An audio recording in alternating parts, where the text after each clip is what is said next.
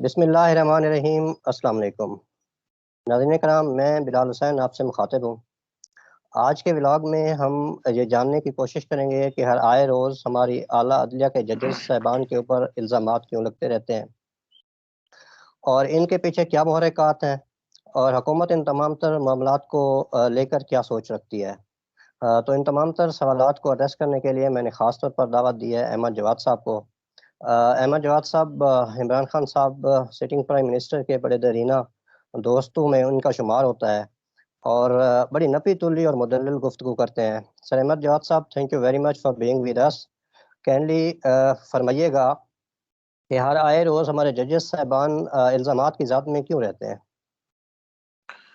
देखें बिलाल, बात ये है कि पहली बात तो ये है कि बड़ा ये तकलीफ दह चीज़ भी है और मुल्क की सलामती के भी खिलाफ है। और जब हम इदारों के हवाले से डाउट्स पैदा किए जाएं या पैदा हो जाएं, दोनों सूरतों में ये ना मुल्क के लिए अच्छा है ना कौम के लिए अच्छा है, क्योंकि इदारे जो हैं वो किसी भी मुल्क की सलामती के लिए बड़े अहम होते हैं। वो इदारा पार्लियामेंट भी है, वो इदारा जुडिशरी भी है, वो इदारा एस्टेब्लिशमेंट मिलिट्री भी है।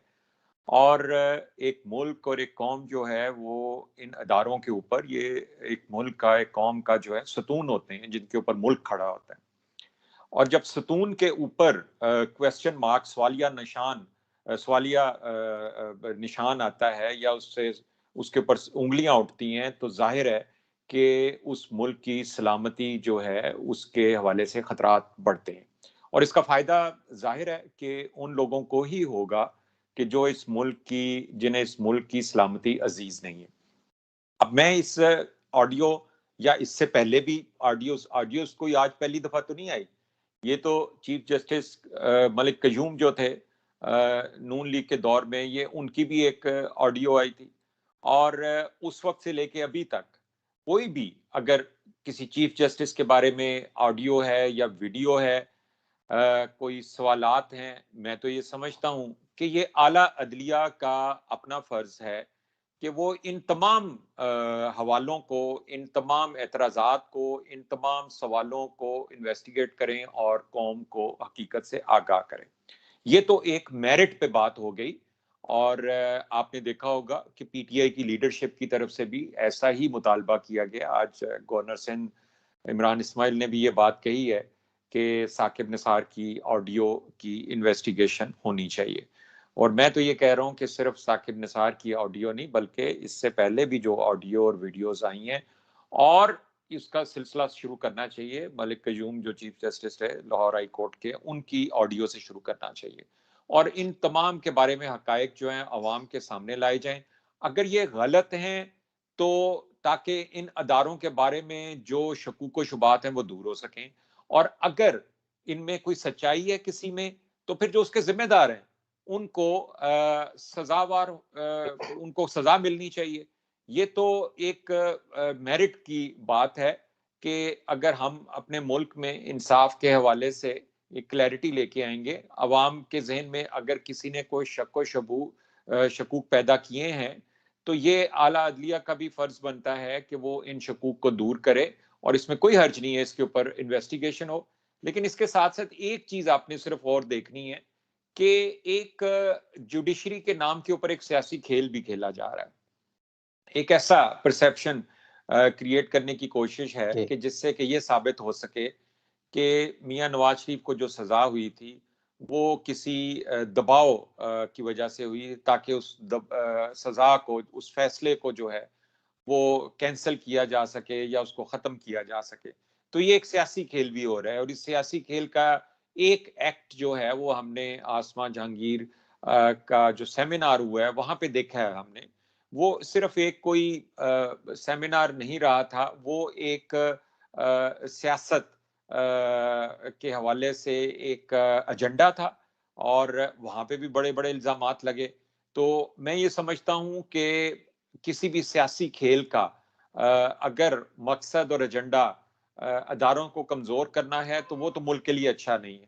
लेकिन अगर आप पार्लियामेंट का फोरम इस्तेमाल करते हुए, जो कि एक जायज और कानूनी फोरम है सियासतदानों के लिए, इलेक्टेड गवर्नमेंट के लिए, अपोजिशन के लिए, अगर वहां पे अदारों में दुरुस्तगी या बेहतरी के लिए काम किया जाए, रिफॉर्म्स के जरिए काम किया जाए, कानून के जरिए काम किया जाए, वहीं पे डिबेट की जाए, तो मैं समझता हूं कि उससे मुल्क को कोई खतरा नहीं होगा। लेकिन जब बातचीत का रुख जो है वो तकरीरों में, टॉक शोज में, सोशल मीडिया के ऊपर रहेगा, तो अवाम के जहन में भी यकीनन कन्फ्यूजन्स पैदा होंगे। Sir thank you very much, बहुत खूबसूरत बात की आपने। सर कैंडली आपने जस्टिस कयूम साहब का जिक्र किया, तो वो जो ऑडियो टेप जब मंजर आम पर आई थी, तो नून लीग का ये मौक़िफ़ है, आजकल ये मौक़िफ़ उन्होंने अपनाया हुआ है कि जब वो मंजर आम पर आई थी, तो उसके बाद जो जस्टिस साहब का जो डिसीजन था वो तब्दील हो गया था, उसको ओवरटर्न कर दिया गया था। तो आपकी बात जब टेप्स आ रही हैं, तो डिसीजंस को ओवरटर्न क्यों नहीं किया जा रहा? देखें, इसलिए मैंने कहा है कि इस ऑडियो टेप की इन्वेस्टिगेशन होनी चाहिए, क्योंकि जाहिर है कि आज के डिजिटल दौर के अंदर आपके जहन में पहला सवाल यही आता है कि क्या ये ऑडियो और वीडियो ये ओरिजिनल है, सही है या ये फेक है। क्योंकि आजकल के जी। डिजिटल दौर में आप कुछ भी क्रिएट कर सकते हैं, ऑडियो की शक्ल में भी और वीडियो की शक्ल में भी। इसलिए जाहिर है कि एक सिर्फ ऑडियो के आने के ऊपर तो नहीं एक जल्दी से एक डिसीजन को रिवर्स किया जाएगा। इसीलिए मैंने भी यही कहा है कि आला अदलिया इसकी इन्वेस्टिगेशन कर ले। अगर वो समझते हैं इसमें कोई सच है, तो जो आपने मिसाल दी है उस मिसाल पे भी फिर अमल किया जा सकता है। हम तो ये नहीं कह रहे कि चीफ जस्टिस साकिब निसार की ये ऑडियो के हवाले से, हम तो ये कह रहे हैं इसकी इन्वेस्टिगेशन, इसकी तफ्तीश करें, और जो इसके हवाले से हकायक हैं वो अवाम के सामने आने चाहिए। और उन हकायक की रोशनी में अगर कोई कानूनी रास्ता बनता है, चाहे वो किसी के रिलीफ का है या वो किसी की सजा का है, वो जाहिर है उन हकायक की रोशनी में हो सकता है। लेकिन इस स्टेज के ऊपर हम ऐसी बात नहीं कर सकते क्योंकि हमें नहीं पता। और ये अब अदलिया के ऊपर सवाल उठा है ना, तो इसका जवाब तो अदलिया दे सकती है। इस सवाल का जवाब जो है कोई और अदारा नहीं दे सकता। इस सवाल ऐसा का ही है। जवाब जो है वो अदलिया को देना पड़ेगा, और वो कानूनी तरीके से देना पड़ेगा, हकायक को सामने लाना पड़ेगा, और उसके नतीजे में कुछ भी हो, इंसाफ होना चाहिए। अच्छा सर, अगर अदलिया जो है वो इसके ऊपर नोटिस नहीं लेती, तो जो अवाम का एतमाद उठ रहा है इदारे से, तो आप नहीं सोचते, हुकूमत में हैं आप लोग, तो आपको क्या सुप्रीम कोर्ट को अप्रोच करेंगे इस मामले में तहकीकात के लिए? देखें, फिर तो मैं ये कहूंगा कि जैसे मैंने पहले भी अर्ज किया कि सियासतदानों के लिए, चाहे वो गवर्नमेंट में हो या अपोजिशन में हो, उनके लिए सबसे बेहतरीन फोरम जो है वो पार्लियामेंट है। अगर आप कोई चीज पार्लियामेंट में नहीं डिस्कस कर सकते या पार्लियामेंट से उसका कोई नतीजा नहीं निकाल सकते, तो फिर जरूर आप कोर्ट्स में जाएं। तो मैं तो ये समझता हूं कि इस सब्जेक्ट को पार्लियामेंट के अंदर अपोजिशन पेश कर दे। अगर वो समझते हैं जी कि हम एग्रीव पार्टी हैं इस ऑडियो टेप की वजह से, तो आप इसको पार्लियामेंट के अंदर पेश करें, इसके ऊपर डिबेट करें, इसके ऊपर डिस्कशन करें, और देखें कि पार्लियामेंट इस हवाले से क्या कर सकती है, क्या उसके पास कानूनी जवाज है इसकी तफ्तीश के लिए या इसके ऊपर फर्दर कोई एक्शन करने के हवाले से। अच्छा सर, कैंडली पाकिस्तान तहरीक इंसाफ की हुकूमत इक़्तिदार में जब आई थी, तो ये भी उनके एजेंडे में शामिल था कि अदलिया में इस्लाहात लाएगी। तो अब तक इस तरफ तवज्जो जो है हुकूमत की क्यों नहीं रही? बिल्कुल, आपका बड़ा पर्टिनेंट सवाल है। जुडिशल रिफॉर्म्स जो हैं, और हमारा तो नाम ही जो है वो इंसाफ से है, तहरीके इंसाफ, और एहतसाब के लिए भी इसलिए हमारा फोकस बहुत ज़्यादा है कि हम चाहते हैं कि ताकतवर को जो है वो इंसाफ के दायरे के अंदर लाया जाए। और इस बात से भी बखूबी वाकिफ़ हैं कि हमारे जुडिशल निज़ाम के अंदर जो है बहुत तब्दीलियों की ज़रूरत है, बहुत बेहतरी की ज़रूरत है। हमारी जो रेटिंग है जुडिशरी की, वो दुनिया में बहुत नीचे है, बॉटम पे है, और वो कोई काबिल फ़ख्र हमारे लिए बात नहीं है। लेकिन जुडिशल रिफॉर्म्स करने के लिए अगेन पार्लियामेंट के अंदर कंसेंसस चाहिए होगा।